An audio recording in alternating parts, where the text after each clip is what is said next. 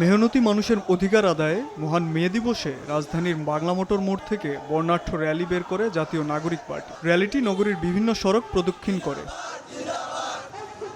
পরে বিকেলে দলের কেন্দ্রীয় কার্যালয়ে আয়োজন করা হয় আলোচনা সভার। এ সময় দলটির যুগ্ম আহ্বায়ক সরওয়ার তুষার অভিযোগ করেন, বিশেষ দলের সঙ্গে নির্বাচন কমিশনের বক্তব্য মিলে যাচ্ছে, তাই ইসি পুনর্গঠনের দাবি জানান তিনি।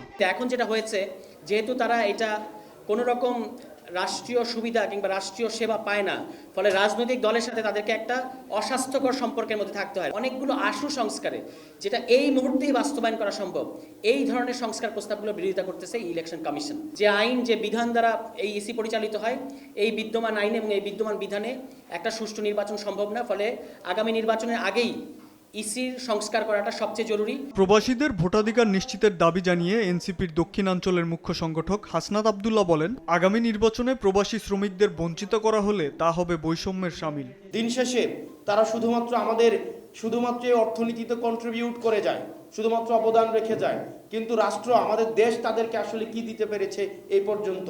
রাষ্ট্র অর্থনীতিকে যারা ভালোভাবে পরিচালিত করছে তাদেরকে বাকি রেখে আমাদের দেশের ক্ষমতায় কে আসবে এটি নির্ধারণ করার এই প্রক্রিয়াটি আরেকটি বৈষম্যের শামিল।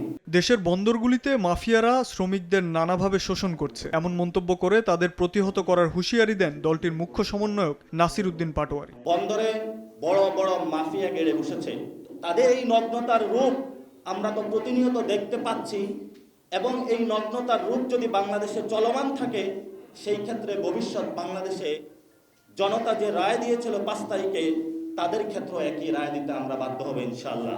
শ্রমিকদের অধিকার নিশ্চিতের পাশাপাশি বৈষম্যহীন বাংলাদেশ গড়তে সবাইকে এগিয়ে আসার আহ্বান জানান এনসিপি নেতারা। শাবাব ওয়াসি, সময় সংবাদ, ঢাকা।